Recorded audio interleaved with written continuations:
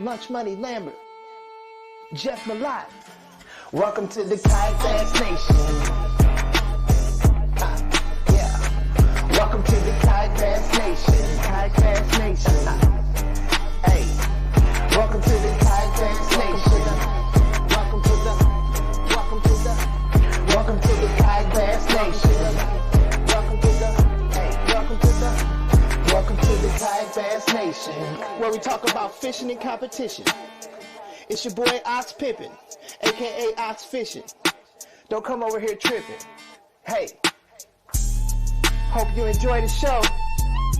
Jeff Malott, Lunch Money Lambert, Lego.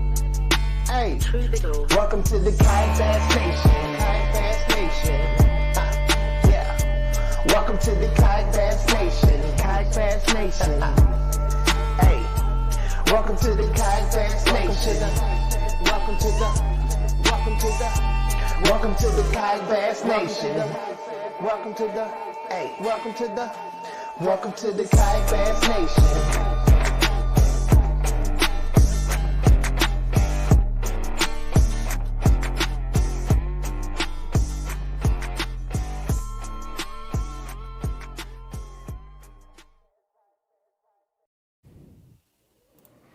All right, what's up, everybody? Welcome to KBN Live. Happy Monday to everybody. We got a huge show tonight. We've got a special guest, first-time kayak winner, but everybody recognizes him as one of the most legendary bass fishermen of all time. Mike Iaconelli is on KBN Live again. Ryan, what do you think about that? Craziness. It's craziness. Well, let's get him on here first, and then we'll go ahead and tout that one.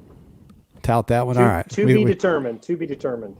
To be determined. All right. Let me pull him in here. We were trying to track him down right here at the last minute, so. Let me pull him in. Hang on just a second. Boom. There we go. Hey, he's real. He's real. He's here. He's real. All right. Hi, guys. Cheers. Cheers. Hey, congratulations. Thank you for taking time to join us again, sir. Thank you. Thank you for having me on again. I appreciate it. The champ is here. The Upper Chesapeake champ in the building.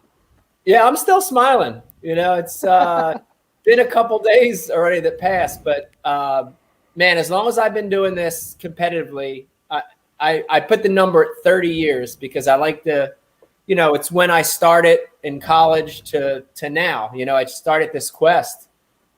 It is hard to win at any level you fish. I don't care if you're fishing grassroots federation level, regionally, nationally, in a bass boat, in a kayak, in a John boat.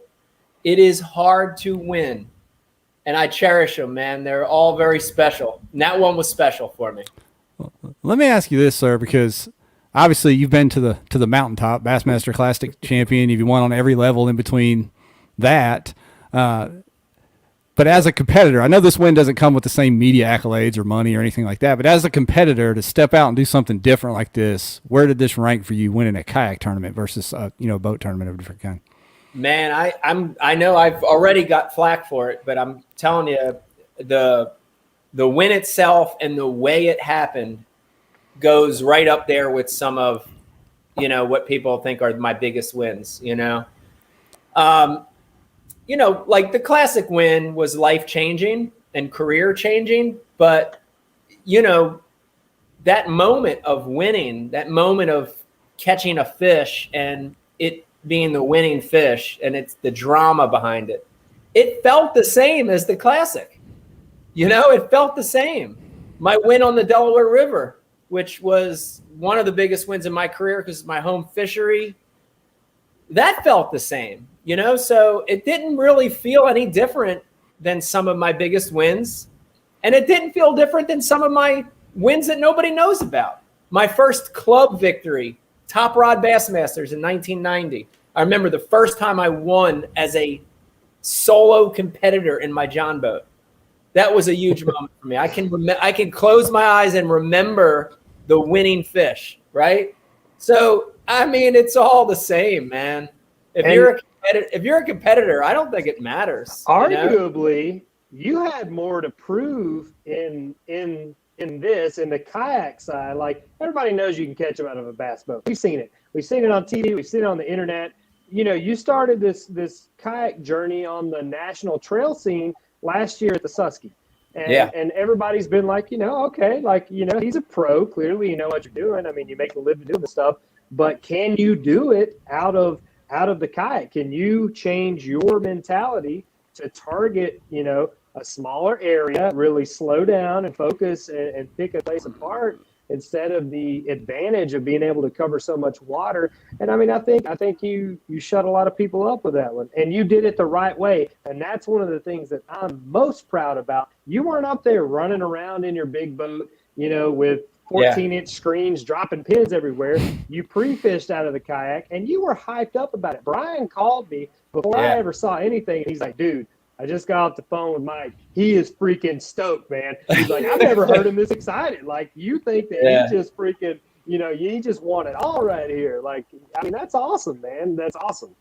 Yeah, it was a great, amazing experience. But, there are two things you said I definitely want to talk about. One is doing it the right way, and I got to start seeing competitive kayak fishing probably 5, 6, 7 years ago at the Hobie Worlds. And then I was invited to a Hobie BOS championship. And I got to create relationships with kayak anglers and know, I didn't know what was right and what was wrong. And I had to learn that, So I'm very, very proud. Thank you for mentioning that. I'm really proud that I did it the right way. I didn't ask for help. I didn't practice on a place for 2 weeks. I had a day and a half of practice. That's not a knock on anybody. Not a knock on anybody. He's not a camper. He's not a camper, Ryan. I didn't ask for waypoints. I went out and worked hard. I did that at Champlain. I did that at the Susquehanna last year. I made mistakes. I had a disqualified fish at the Susquehanna that caught me 2 spots. I fished for largemouth at Champlain that were heavier but not as long. I made my mistakes. I've taken my licks. I've done things wrong. So to win and to know in my mind, I feel like I've done all the right things. It felt really, really good. It definitely felt good. But the second part of that is I'm so thankful and happy that people appreciate what I'm doing. And I'm always thankful for that. To fans, to the kayak community, thank you guys for letting me in and letting me experience this. I'm so thankful for that. But I want to be honest. And at the end of the day, I did this for me. And, I set these goals for myself. I've been doing it since I was a kid. And not just even in fishing. And when I played hockey and when I went to college, and I set these goals. And, I work really hard to accomplish these goals for me, right? And I'm so glad that it makes other people happy, and maybe it has an impact. It pisses some people off. I read I know Brian sent me this. I know. We'll get into that. Here in a minute. But here's the thing. I take all that in stride, and it's okay. It's okay. It's okay that people love it. It's okay that people hate it. It's okay that people think it's the best thing. It's okay that people think it's the worst thing. At the end of the day, I did it the right way. I did everything I could do in my power to win, and I won. I did it for me. It was a check mark. It was a bucket list. You can't take it away. Let me see if I can show you. I'll show you the profile. It's sitting over there with my classic trophy, with my AOY trophy, with my elite trophy. I got it. So it was for me. Yeah, every level. That's awesome. I wanted to ask. Go ahead, Ryan. I'm sorry. Go ahead. No. I was going to ask, Ryan, I think talked to you at your first Hobie event you competed in. I think it was the River event last year. Yeah. And you talked about what you didn't realize, 2-day tournament and all that kind of stuff out of a kayak. What was your biggest leap from then to now? Was it landing the fish, managing an area? What was your biggest leap kayak fishing from that first tournament to now? Oh, all of it. All of it. We could do an hour on it. I'm not kidding. I'll give you like the shorter versions, but managing an area for sure. I'm a power fisherman. I'm such a fast fisherman anyway. I really had to learn to develop an area and find different things in that area, and especially the decision that I made on the Susquehanna Flats, where I was sort of committed once I got out in that flat.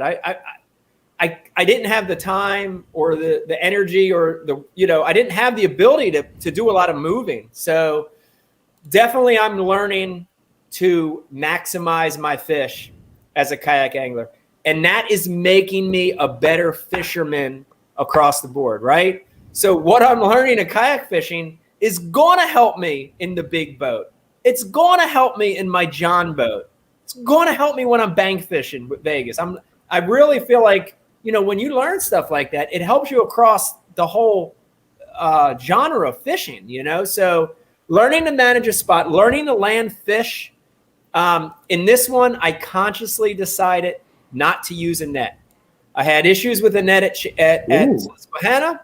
I had issues with the net on Lake Champlain. And in this one, I did not use a net. Even on my soft stick bait fish, boy, 8-pound line through milfoil and hydrilla and every vegetation you can imagine. So I landed fish different in this one. Everything, hook setting style, rod choices have gotten better. I've gone to longer rods in general. A lot of the things that worked for me, they were a buildup of, I don't want to say they were all mistakes, but the learning that I've experienced in the last 2 or 3 years of kayak fishing, and it's fun fishing and in tournaments. How many rods are you taking with you? How have you whittled down your rod collection? It looked like a cell tower back there, Ryan, in the pictures I saw. I saw he still had a few on deck there. Yeah, so that's another thing that changed. I was really big early on, my first my first couple years of kayak fishing, that I didn't need a lot. And I remember fish with Morgan from Hobie, and I had a great experience with him fishing in the salt. I showed up with 4 rods. He looked at me like I was an alien. And I'm like, I don't need more than 4 rods. And the more that I started getting into the competitive side of kayak fishing, the more I realized you do, right? It's like golf. You need different clubs for different shots, right? And my happy number now is 8 to 12. And that 10 number is what I really, really shoot for. And I utilized 10 at Champlain this year. I utilized 10 on the Upper Bay, and it feels right. That feels like the right number to me. And I always try to have a nice mix between power fishing rods and finesse fishing rods. And I did on the Upper Bay last weekend. You could just be like Ryan and have one rusty hook and a old rod and go for it. Well, here's the difference. I don't recommend it. All right, I don't recommend it. Well, here's the difference. You're a really good fisherman. You're a natural talented fisherman. Yeah. I got to work for everything. I'm kind of not a natural fisherman. I kind of not that good. So I need the extra rods. I need time on the water. I need all that, man. I rely on what's called blind luck. That's how I got big bass on the Susky. I just rely on blind luck. When skill can't get it done, just cast until something big bites, and then you'll be in good shape. It's just a lunch money legend, dude. That's all it is. Yeah. No, Pulling you along. It's stubbornness is what that is. You say, I don't know. Yeah, well, you say the word luck, and I think that word is an interesting word because it's luck a lot of times. I think goes hand in hand with effort, right? And you have to put yourself in a position to be lucky. And some of the biggest wins of my career happened because I kept pushing and pushing and pushing. And this one was no different. And like I said, I'll remember this when I'm on my deathbed. I'll remember this tournament because it happened at the very end. The winning fish happened at the very end. And it was incredible. It's so surreal when it happened. And if you're watching this and listening to this right now, I promise you it's happened to you. Whether you were in a major tournament or a fun tournament or fun fishing, you've had those experiences where the magic happens in the last minute or 30 seconds or 3 seconds. And it was incredible to know. I knew in my mind as I was watching that time go down, and I'm flipping and flipping and flipping. And I decided to spend those last 20 minutes punching mats. And every time it would sink in the mat, I'd be ready and ready and ready. But I just kept watching that time click, and 20 minutes, 15, 10, 5. And, you know, self-doubt and negativity always wants to push through. And it was with me. I'll be honest. I could hear it. Oh, man, I suck. Because I missed one good bite. I whooped on a good bite. And I'm like, God, that bite's going to kill me. Oh, man, I cannot weigh in a 12.5-inch smallmouth on the Susquehanna. Cannot do. And you know, it was chiming, but I just kept going, right? I kept pushing through that. You know, we're tired. You're tired. It's the end of the day. You're exhausted. You're fatigued. And I watched that clock say 1:59, and I made a pitch into a cheese mat, and the bait pushed through 1 ounce tungsten weight, punched through the cheese, and when it sunk through, it was almost like time stopped. And I watched that hydrola mat with cheese on it go like this. Oh. And it shook. You know it's coming. I know what that means. Oh. I know what that means. I've been fishing long enough. And a second later, poof, that line, that, you know, 65-pound braid just poop. You see it pop. And it was surreal to have that moment and the pressure of getting that fish in. You know, and I'm a nervous person anyway. So I'm trying to calm myself, not make the mistakes I've made in the past. Let's get a good picture of this fish. Let's do it. Stay calm. Get it done before that clock clicks 2 o'clock. Get them pictures because it's time stamped, right? Yep. I worked really hard because I've made those mistakes in the past. Worked really hard to get it done, and I did it. And you know, that drive back, it was a 30-minute drive back from where I was fishing to the ramp. Man, it felt good, you know. And I didn't know, but deep in my soul, I thought that you did know. I saw your update when you caught that fish. Like, everybody saw this one. Everybody saw. I felt like it might have been. Dude. I felt like it might have been the winning fish. It reminded me of the Classic, because at the Bassmaster Classic, I caught that winning fish. I had no idea what the competitors did. Gary Klein was smashing them. There were several guys that were catching them. But it's almost like I knew deep down inside. And I almost, on that one, I knew, you know, to call a 12.5 with an 18.5, that's a big deal. And I kind of knew that might have been the winning fish. You can feel it. You can feel the electricity. Like when everything lines up, you feel it the whole day. But when you finally close it out, the TOC last year, man, when I caught that limit fish, I knew if I caught a limit, no one was catching me. And yeah. Like I've said it before, I mean, I broke down, I just overwhelmed with emotion, like, because yeah. you know at that moment, like, you just check the box. That's it. Go to the truck. You know, it's time to get out of here. It's over with. Yeah, it's a sigh of relief, you know, and it's like all that hard work and, you know, you worked hard as anybody in the kayak world, and when all that work pays off, it comes out emotionally. You know, it did for me. For sure. So on your story, you were pretty calm, you know, when you gave the update or whatever on your video. But when it happened and you put the fish in the boat, was there some words flying and some excitement in the kayak or what? Yeah, and it's funny because usually when the fish comes in the boat, in the kayak, is when I let it out. But I knew I was up against this clock, and I stayed very calm until I got the fish and took the picture. And until I held it up, my little wheel was spinning. I'm like, oh my God. And submit it and submit to leaderboard. And at that point, you know, I kind of let it out. And I think there were 2 guys in the area, and they heard me. And when we got back to the ramp, they said, yeah. They didn't say we saw you catch that last fish. They said we heard you catch that. So when we were on the Susky, we went to this little, I love to find little dive bars on the road. That's my favorite thing to do, is find a little dive bar. So I had Charles meet me at this little dive bar, right? And the dude's trying to close down.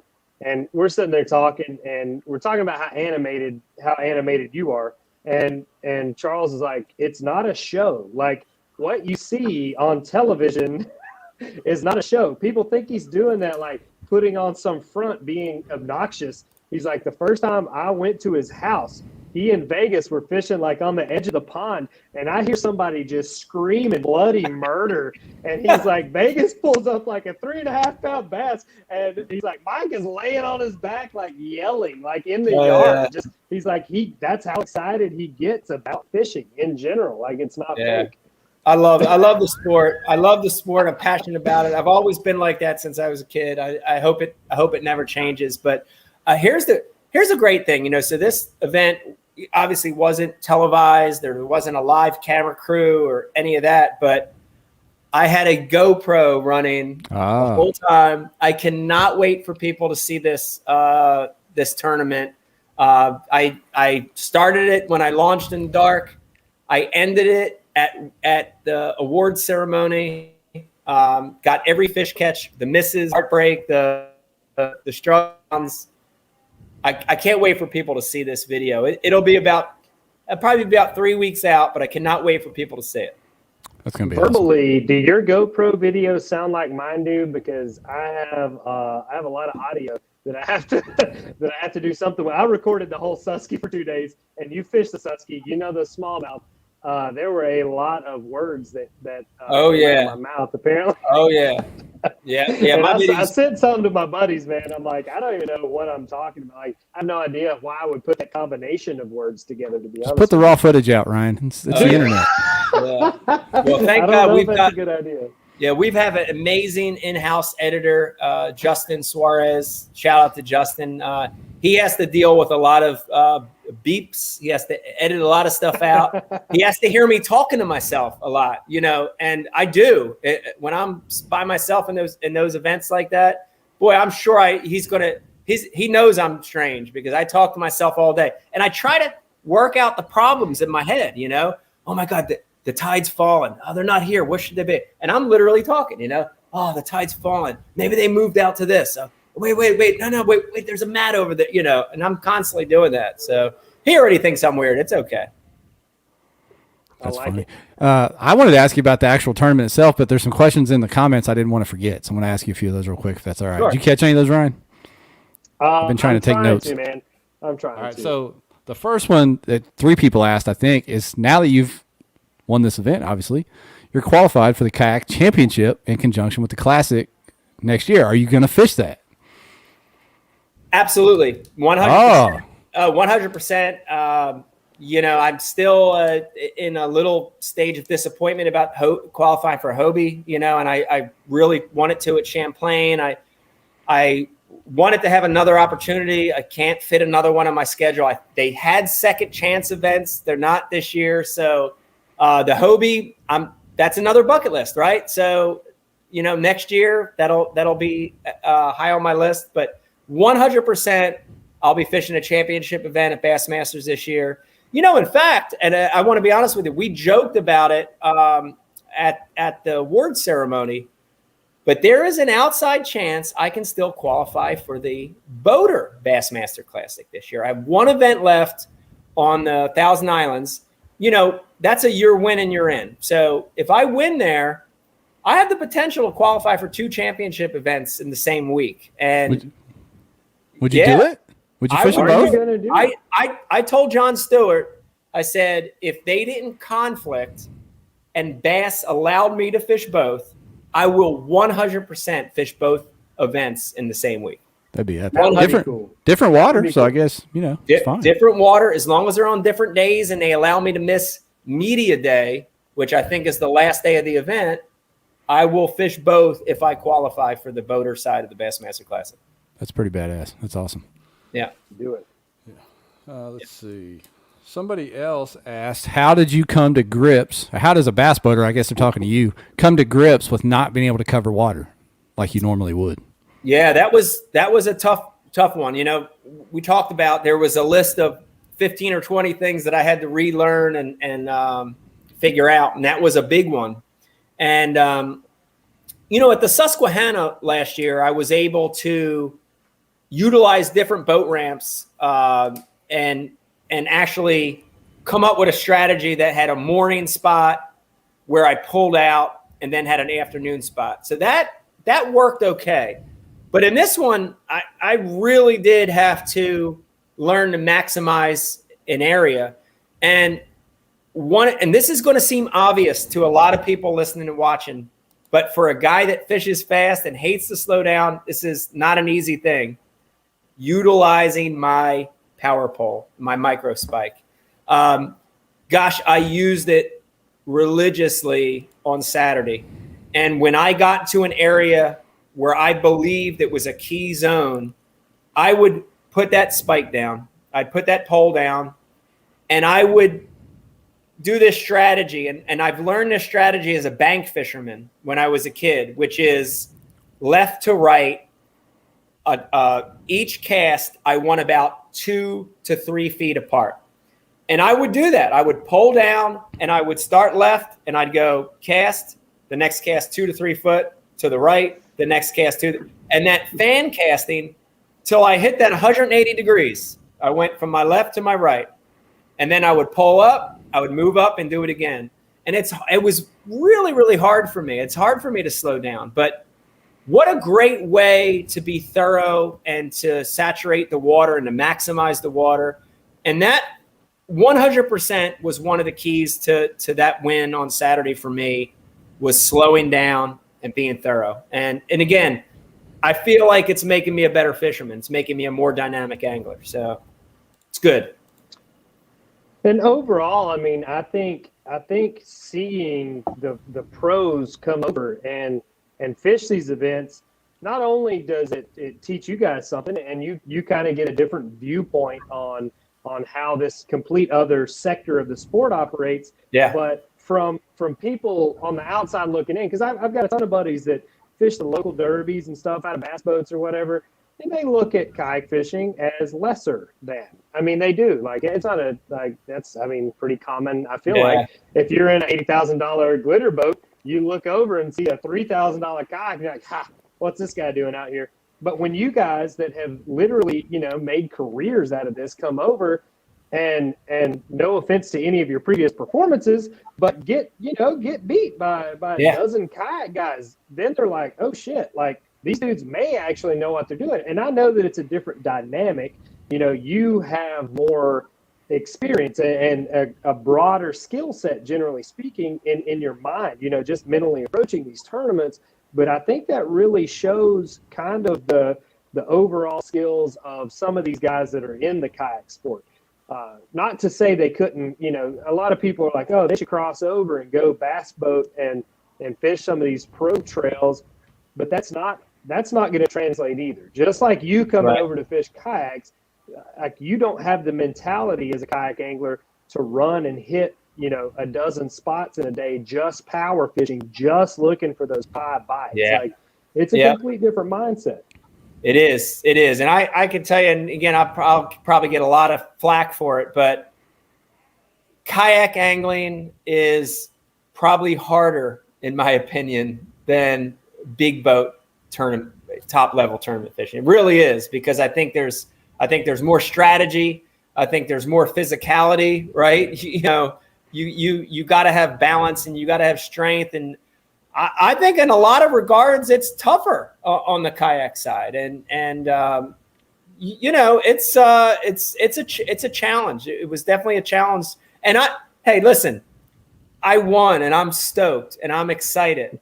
But I am by no means even in the top 20 or 30% of the best kayak anglers in the world right now. I'm still not there. I still have a lot to learn. And that's okay. That's okay. It took me a really long time to get to be in that top 20 or 30% as a boater.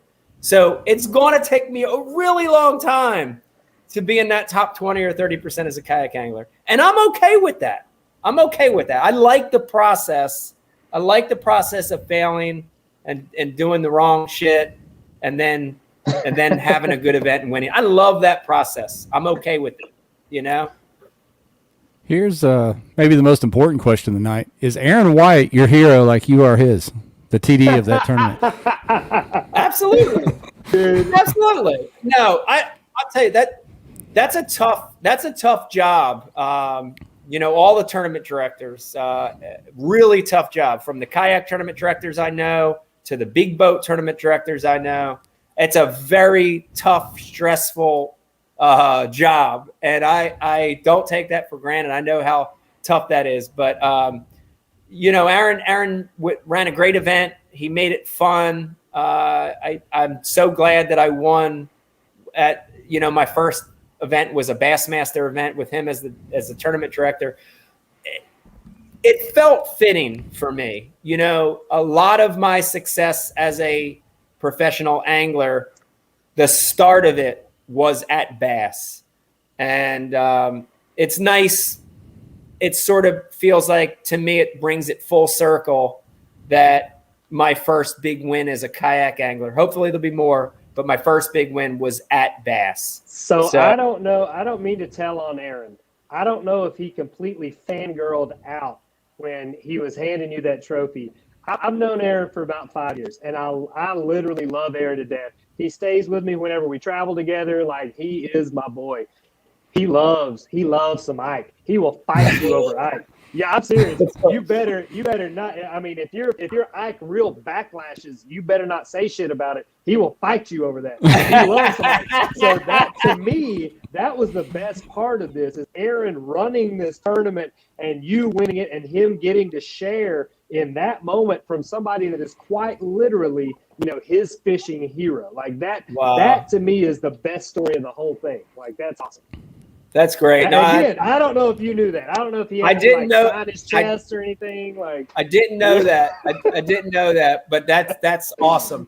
That's great to hear. But the other thing I did appreciate is, Aaron knows that fishery, and it was tough, right? So on paper, it's real easy to look at it from afar and see the top 4 or 5 guys, anglers in that event, and say, "Oh man, they caught them." 89 inches, 87 inches, 80. Man, they caught him. Dude, that place is a bear. It's an ugly beast in August to September. It's ugly, ugly, ugly, ugly. And I got to talk to Trey, who came in second in that. Shout out to Trey. Great event. Trey actually rigged out my kayak that I used in that event. Trey had 6 keeper bites and landed 5. I think I talked to Greg. He caught the most. He targeted smallmouth. I think he had like 8 or 9. David, I think, had like 5 keeper bites. Travis he only caught 4, I think. Oh no, he caught 5. 6 caught 4. Dude, it was tough. And Aaron knew that, and it was nice to know that the tournament director understood that it was going to be a challenging fishery. And it was. I talked to my boy, Josh Evans. He's Aaron's partner in running their local club. But he was telling me, he's like, dude, and he fished the tournament. He's like, this is going to be probably the toughest tournament nationally of the year. He's like, I don't look for many limits to be caught. He's like, August is a very tough time. He said the grass gets it overruns everything. He said, you think like Chickamauga and Gunnersville get mad, and he's like, up there, everything looks the same. He's like, it's just one huge mat. So that definitely brings a different dynamic to it for sure. Yeah, if guys that are watching and listening right now that fished it, they know it was not easy. It was a challenge. I don't care where you were, if you were in a river or up the creek or out on the flat or fishing retreads, whatever you were doing, you were not catching a lot. And that's a tough mindset, because like I just give you an example, and I'm being real here. At Lake Champlain, I found a rock pile, and I think the first day I caught 63 fish off a rock pile. What? I got to the point where I wasn't even putting them on the board anymore, and the second day I caught like 34 off of that rock pile. One rock pile. And is that the only rock in the lake? Why were they all sitting right there? It was a special rock. Have they never seen a rock before? It was a special rock. But, you get to those events where the fishing is so easy. I don't want to say easy, but it's so good. And they're fun. They're great events. And I love those events. But there is something to be said about grinders. And when you do well in a grinder, all the anglers that checked here, the top 30 anglers that checked in this event, dude, you did something, and you feel proud of that because you knew what you were up against. And I I appreciate the grinders as much as I do the blowout tournaments. They're just as important, you know. That's something they talk about and ask all the time on the Bass Talk Live podcast. They always argue about which one's your favorite, grinder versus a slugfest. Which do you prefer?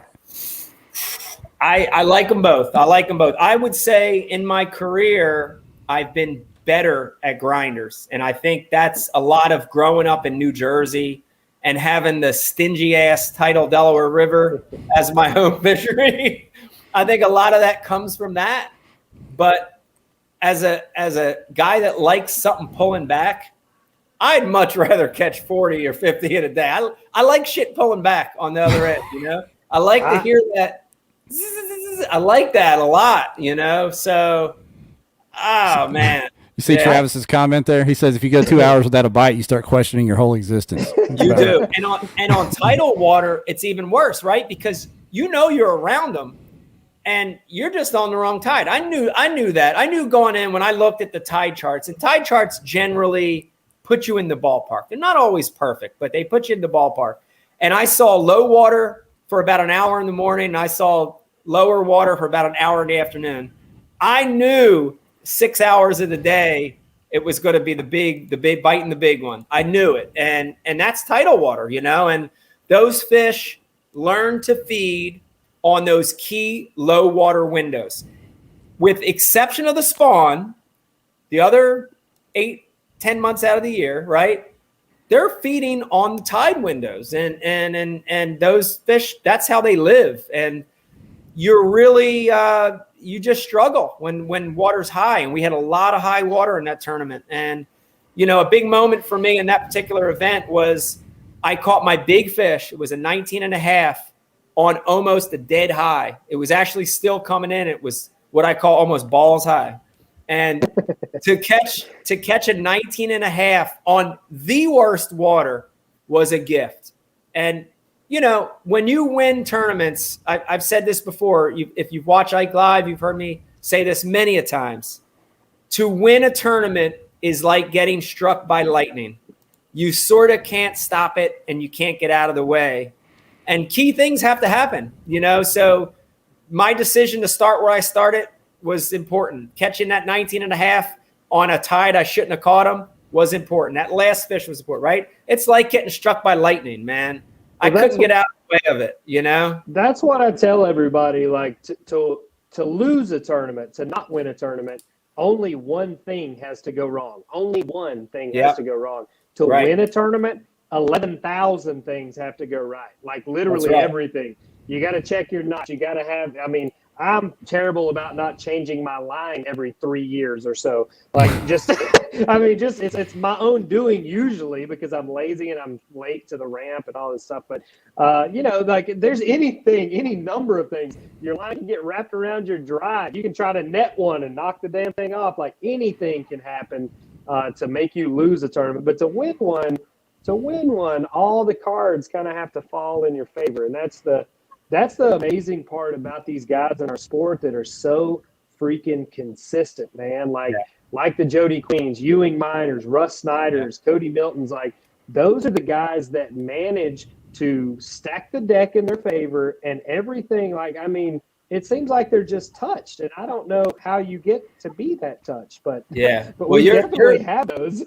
Yeah, I mean, you're in that bucket list too, and all those guys you mentioned. You know, again, when I talk about that top 20% of the sport, you know, again, I'm so happy for this win. It is a bucket lister for me, but you know, I want to be one of those guys. I'm not done yet. You know, I've got plenty of years of fishing ahead of me. This wasn't a phase. It wasn't. You know, it wasn't a fad for me. You know, this is something I'm going to be involved in for a long time. So I look up to those guys. All those guys you mentioned are really amazing, consistent anglers, and they're at the top of their sport for a reason. And I would love to be one of those guys. You know, right? So hey, Ryan. Yep. Go ahead. I was going to say that his next bucket list item is making the KBN top 25 at the end of the year. Yeah. Yes. Bring him. Might be. Yeah. Bring him in. The power rankings. Climb the rankings. Yeah. Might be. A serious question I have, like, obviously, you are a marketing machine. Like you've done very well at that across, many different avenues here. What do you see some of the names that we just talked about? And I know being active and putting yourself out there is a big part of it, but what do you see as being able to cross over as a kayak angler to expand kind of your reach, to reach outside the realm of just kayak fishing, so we do begin to see some more monetary support, to be honest with you, to allow folks to really go all in on this? Yeah, it's a great question, and I think it's the same in any of the segments of sport fishing, which is visibility, right? Getting out there, getting to as many people through as many different ways as you can. That visibility, that content, that exposure is key. But at the end of the day, you have to create a brand that's true to who you are.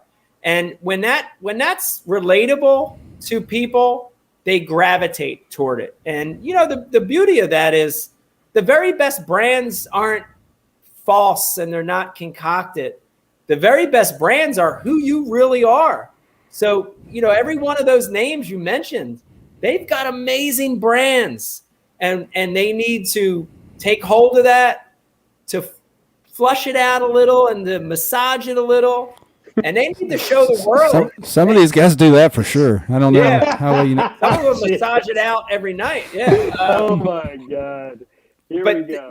You know what I'm saying. They need to take their brand and they need to show people why they're the best kayak angler in the world. And so, I mean, it's not easy, but content is king.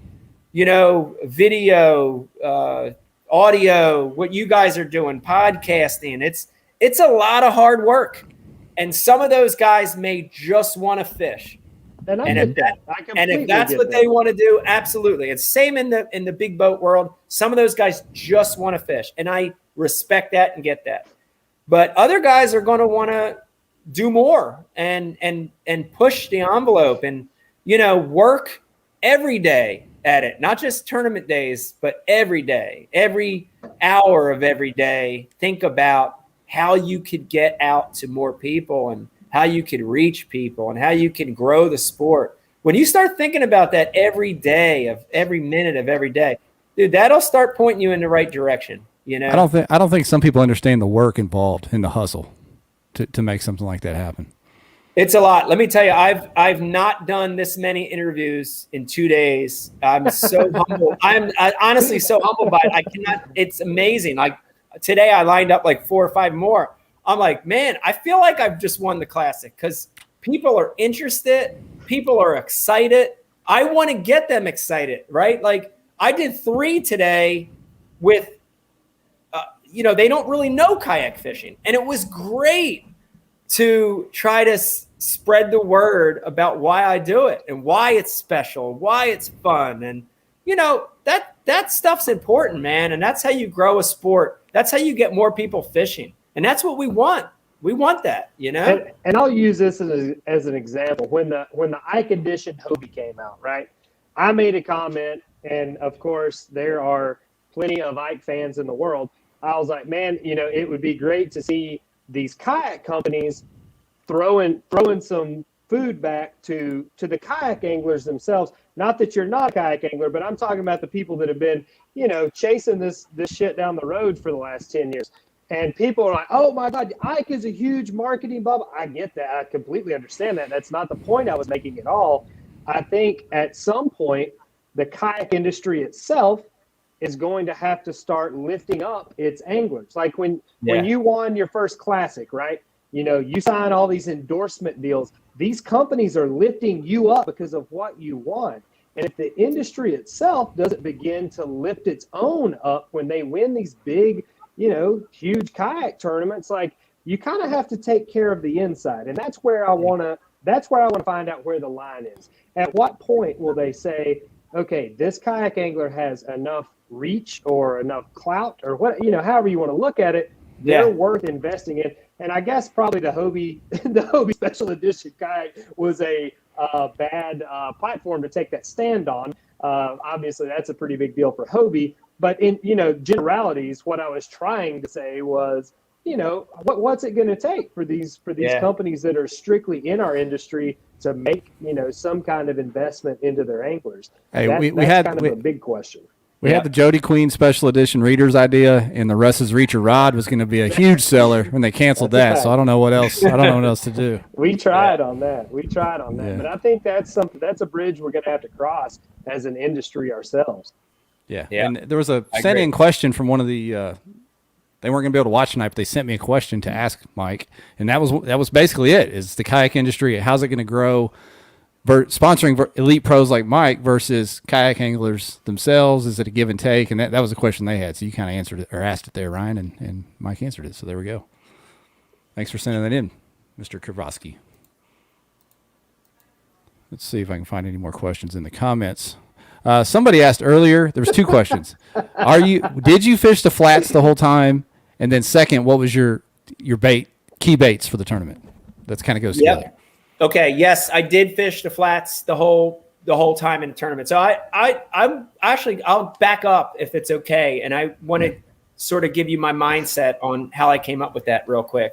So I had the schedule. My schedule is crazy right now. We're just in the final stages of filming a new TV show. We've got a couple episodes left to film. A lot going on here. I don't mind. I love being busy, but I had 2 days budgeted to go down and look around. And in my mind, through my experience there and through my research, I really thought that I wanted to spend 1 day on the flat, and I wanted to spend 1 day at the dam, the tail race of the Susquehanna River, and then a half a day there, and then a half a day in one of the creeks. Because in the Northeast on tidal rivers, I call it the trout stream pattern, which is the very backs of creeks have that cooler water, and often the winning fish are there. So that was my mindset. I had 2 days, and I wanted to do 1 day on the flat, 1 day at the tail, half a day at the tail race, half a day in the back of the creek. I did that. I spent 1 day on the flat, and I actually had a decent day. I had 11 keeper bites out there in my practice day. I established 2 areas that had groups of fish. And that's one of the most important things. I want to get in an area where I catch multiple fish. I have multiple bites because I feel like it's an area with fish, right? Getting back to what we talked about earlier, I can't hit 1,001 fish spots like I would on the tidal Delaware. So I wanted concentrations. I found 2 of them out on that giant flat. I was happy. I was good. My next day, these were back-to-back practice days. I started at the dam, at the Conowingo Dam, and I went about an hour and a half and never caught a smallmouth. That was kind of all I needed to see. I felt like I fished enough up there to say that this didn't have winning potential. I put the kayak back on the trailer. I started driving down to the Bush River to fish trout streams down there. And I got halfway there, and I made a decision. I literally got halfway there, and I said, it didn't feel right. As I'm driving, it felt wrong. And I got off the exit of 95. I got back on the other exit, and I drove back to Havre de Grace to put in another half day on that flat. I had the worst day you can imagine. I only had 4 bites in that half day. 1 wasn't a keeper, 1 I lost, and 2 I caught were good ones. But I identified another pattern that was working, which ended up being this mat pattern, this flipping pattern. And that's really how it unfolded for me. So I had a day and a half of practice on the flat. I had some baits that were working, and I had 2 key areas. And that was the setup for the event. My 2 key baits ended up being a Texas rigged, tail weighted soft stick bait. A Berkeley Power Bait General, Yamamoto Senko, black and blue fleck, that style bait, rigged on a 4/0 VMC hook with a 16th ounce VMC nail weight inserted into the tail. And that was my key bait when I was really fishing more of that open water. I talked about that fan casting left to right, just scening the area, right? That was what my first 4 keepers came on. Just taking my time, lighter line, 8-pound fluorocarbon leader on 10-pound braid. And that was a key bait for me, for sure. The second key bait for me, and if it wasn't, when you look back, you say, oh my God, it's all, now I get why it happened like that. I had that gut feeling to turn around and go back to the flat.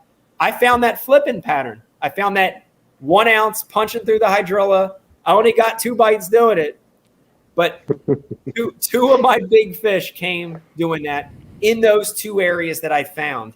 There were 2 spots in those areas where the hydrilla mat touched deeper water, and they were key areas. And I wanted to get 2 bites punching. That's it.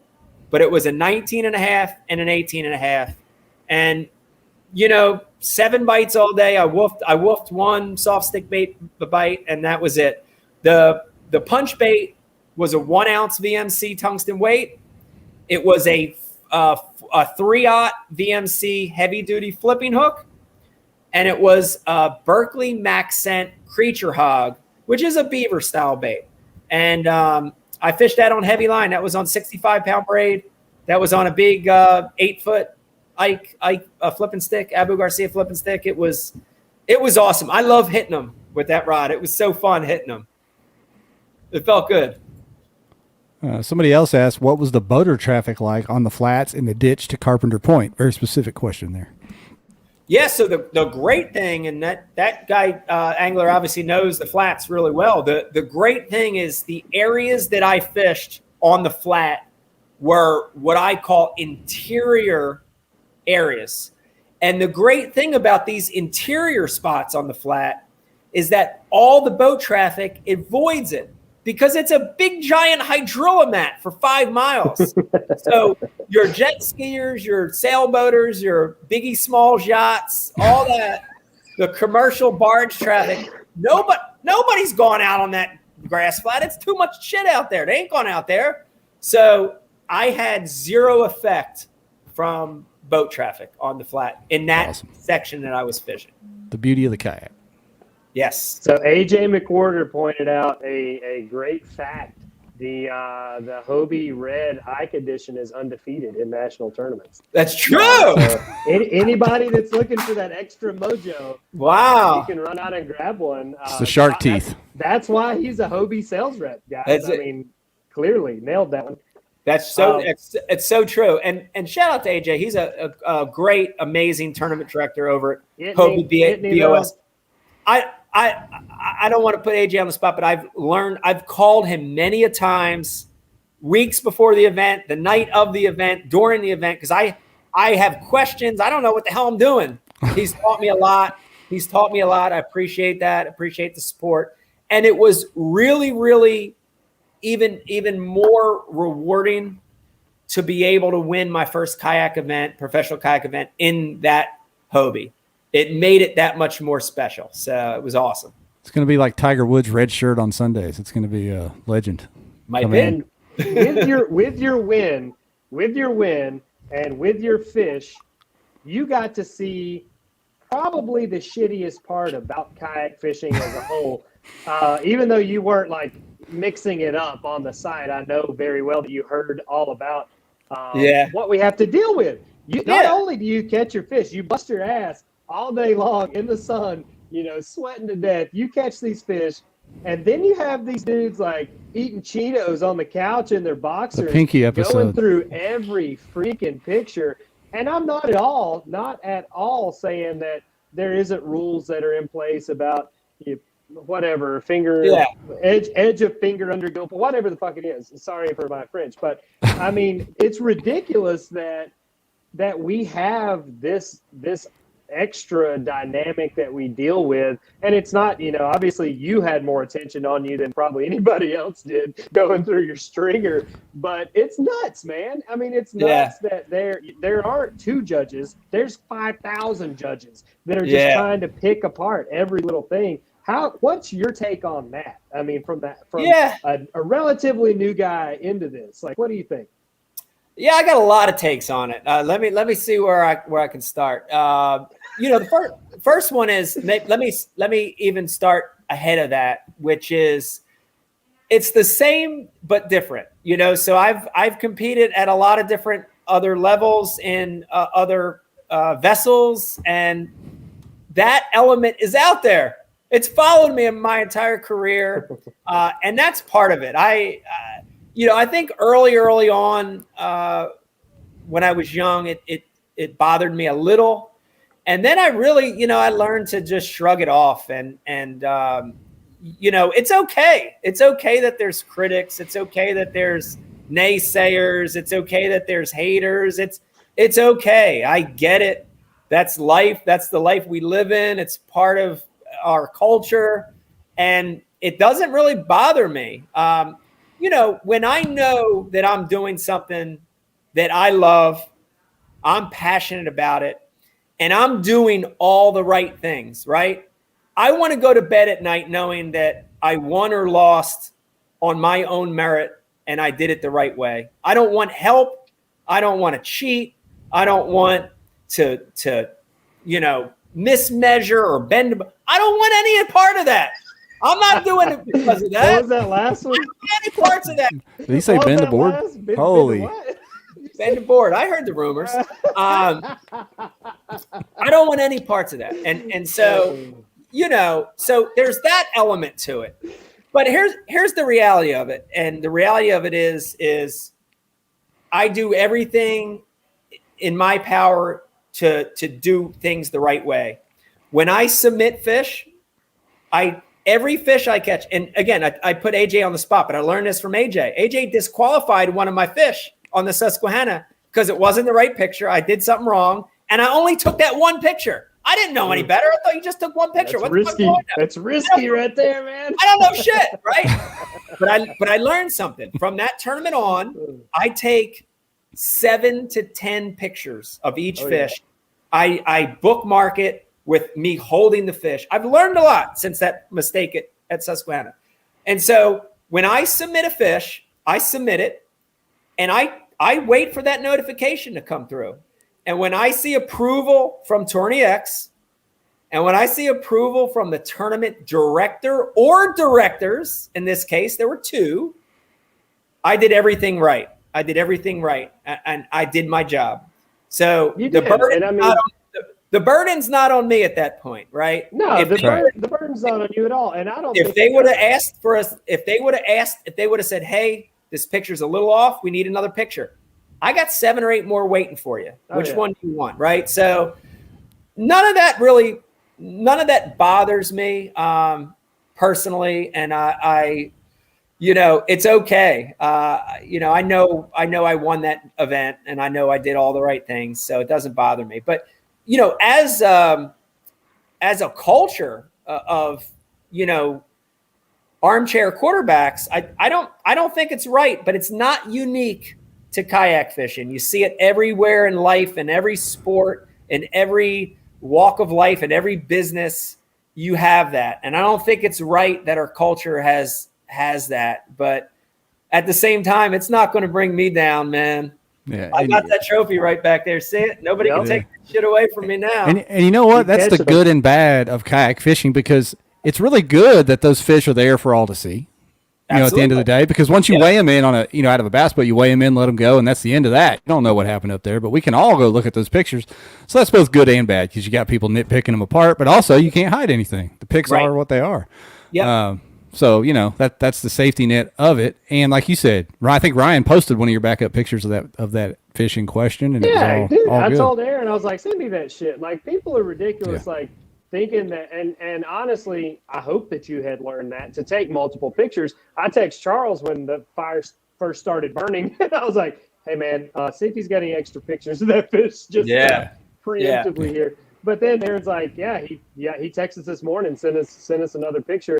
And I mean, honestly, like you said, the burden kind of fell on Bass for accepting that picture, because generally speaking, like if a judge sees that your picture is unacceptable, they'll either deny it on 30X and put in the comments like, hey, finger was under the gill or mouth was open or whatever it is, or they will reach out to you directly and be like, hey, you got another picture to replace this with? And I mean, that's commonplace. So I think the fact that that it made it through and it looked like, it looked like to the people sitting on the couch that was special treatment in some way. I think that's what kind of got everybody stirred up. And I mean, I'll address that too real quick. And just to preface that again, I hope everybody knows I'm in this for the right reasons, man. And I want to win by my own merit, and I want to lose by my own merit. And if I make a mistake and it costs me the tournament, I want to lose that tournament. I don't want to win by anything else but my own merit. Yeah. But I do want to address real quick, you know, the favoritism thing or whatever. There's none of that. In fact, it's probably the opposite in Bass. And you got to remember, and I love those guys dearly. I love the staff at Bass and everybody there. But all those years I fished at Bass, I got that a lot. He's the golden boy of Bass. That's so untrue. You don't realize Bass had it out for me from day one. You know how much money and fines that I had to pay Bass over the years? Yes. Yeah. Do you know how many times that was DQ'd? Do you know how mad they were? They're still mad that I left to go fish MLF. You think they're rooting for me? They ain't rooting for me. Hey, John's in the comments. You got another fine coming your way, I think. I probably have a fine coming right now, and I love those guys. But I say that I say that to clear the air that I know those guys, and they 100% would never do that to jeopardize the sport, to jeopardize the name of BASS, one of the best tournament leagues ever created. You think they would jeopardize that to give me a kayak trophy? They wouldn't do that. What does this mean? What does this mean here? John Stewart said light pole. What does that mean? Light pole. Yeah. I mean, back at the Classic, I had a fit and kicked the light pole. I was DQ'd that thing. I've had so many experiences of it. And I say that in jest. I love those guys. I love what they do. But they would never, ever show favoritism for me or Kevin Van Dam or any of them. You know, there are no golden boys. They have to be this. Not even that little guy with the mustache. What's his name? The guy with Seth and there's no favoritism there. You know, I figure if you get caught doing that, that's the death of your organization. I would say it's the death of organization. You don't want to be that organization, and they know that, and I know that. You know, and I appreciate that. We mentioned it earlier about tournament directors. That's the hardest job in the world. Shout out to John Stewart. Shout out to Trip Weldon.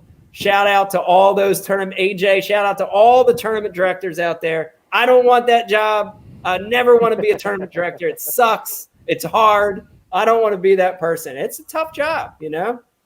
Yeah. It's like being a referee in sports. All you get's the hate, never a pat on the back. Yeah, nobody's ever happy. I like it. That's right.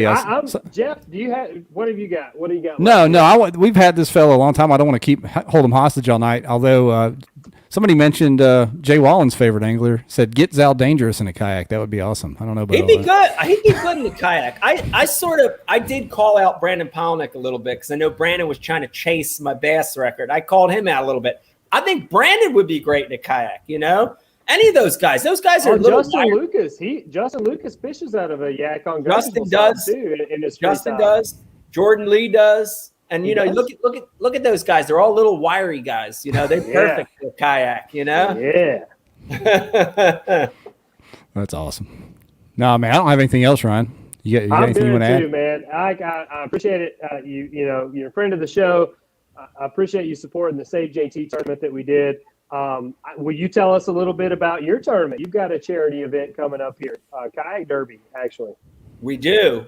I'll leave you with two things. Yes, Ike Foundation, you know, our mission is to get kids fishing, right? We really work hard to get new kids fishing. Specifically, you know, like we try to focus on kids that don't normally fish, you know, city kids in areas where fishing's not a thing. They're the kids we're trying to get fishing, but we only hold about 3 or 4 fundraisers a year, and our kayak one is a big one. This is a big fundraiser for us. It's a fun event. We're going to have great prizes. There's going to be great camaraderie out there, a little bit of money up there for first place. It's this September. I see you got it pulled up right there. Invite anybody that wants to come up and have a great tournament. We have it on a super sick lake this year. Lake Nakamixon. It's in Pennsylvania. It's you know, in the tri-state area. So if you're up here, if you're in the South, wherever you're at, come fish with us. It's going to be a great time. All the proceeds generated are going to go toward getting new kids fishing. I'm going to be there. I won't be competing, but I'll be there hanging out. I'm kind of going to be the media boat this year. So I'm going to get to go around live through most of the day with some great coverage on the Ike Foundation website and my website. So we'll have some great media coverage in this one. Get to cover a little bit of the guys doing well. So please come up. It's the end of September, mid to end of September. Come up, go to the IkeFoundation.org and check it out. The other thing, I gave you a little teaser on it, but I did want to mention it before I left with you guys tonight. Really, really big announcement coming up. The specifics of it coming up over the next couple weeks. A new TV show that we're launching. Very, very excited for everyone to see it. It's a unique format. It's a different fishing TV show than you've seen before. And hopefully, you know, people will appreciate the show. But over the next couple weeks, keep your eye out on my social channels and my website for information about the show coming up really, really soon. About 3 weeks away from the launch. Yeah. We had a lot of people mentioning City Limits in the comments about how much they used to like that, so I'm sure they're excited to see it. And if you ever need kayak, guys, like a teaser trailer. I think I've seen a teaser trailer for this show. We did. We launched it. Yeah, we launched a little teaser last week. We're going to do another teaser this week, and starting next week, you're going to get some hardcore details. So it's going to be a good one. It's going to be in season two, if you need some kayak content, Ryan and I are very photogenic on camera, so bring us on. We probably will need that. I like it. Well, man, I appreciate you coming on. Looking forward to see what you do moving forward in the sport. Hopefully, we'll see you at some of these championships coming up. I appreciate it, guys. Thanks for the time coming on. It's always fun. And thanks, everybody, for watching and listening tonight. I hope you have a good one. Yes, sir. Thank you. And thank you, everybody. We'll wrap it up. We're gone.